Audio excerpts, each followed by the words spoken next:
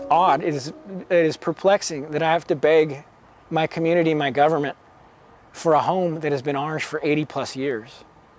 Tonight, a family is worrying their generational home will be uprooted and that they'll have no say in it. Good evening, I'm Becca Hobbiger in for Alex Bell. This is To the Point. Tonight's main point, the I Street Bridge. The project will improve that connection between Sacramento and West Sacramento, but right now it has a family in distress.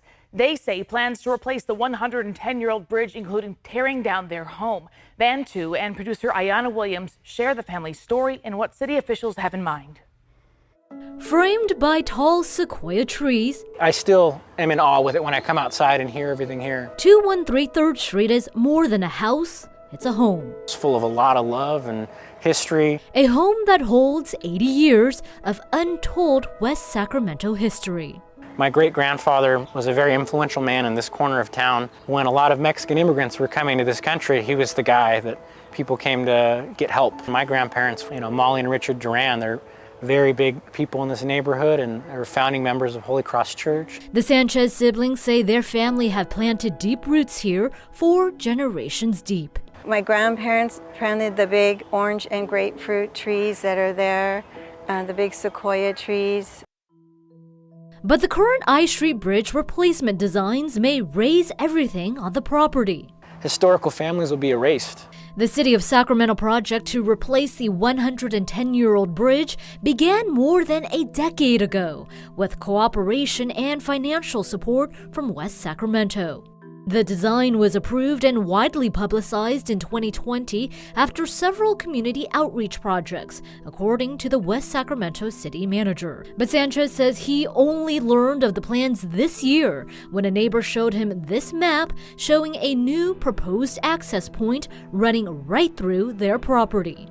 It says it's to be removed. That's terrifying. There was never an outreach meeting titled, this is your home's going to be removed. Sanchez says his late elderly parents were living in the home during the critical planning phases and likely fell through the cracks. Now he's fighting to save their legacy. We're being asked to sacrifice all this beauty for an alley. Sanchez points out there's another access point that already exists one street over on B and 2nd Streets. After bringing their concerns to public meetings, it appears their family has a fighting chance. West Sacramento officials say in a closed session on Wednesday, the City Council directed staff to analyze and develop alternative designs to the 2nd Street access. Those designs will be presented to the community during a November 14th meeting. Van joins me now. How hopeful is it that this news that West Sacramento is looking at alternatives? I mean, we know in eminent domain cases, a jury would have to determine the price the government must pay to acquire that private property. Yeah, so Becca, West Sacramento officials say the city has not authorized any offer to purchase this home. So they say discussions of eminent domain is premature. Officials say the engineering and designing phase is 65% complete and the final decisions concerning individual properties have not been made. So Becca, there is a window here for potential changes, but neither city, West Sacramento or Sacramento, has made guarantees to design around this home. And to be clear, the Sanchez family says they aren't against the project, the I-Bridge replacement project, because they know that it does need to be replaced, but they don't want it to come at their expense. And they put that so emotionally and so compellingly. West Sacramento officials told ABC 10 there will be a community discussion about river access on November 14th at West Sacramento City Hall Galleria. Van, what will happen after that meeting?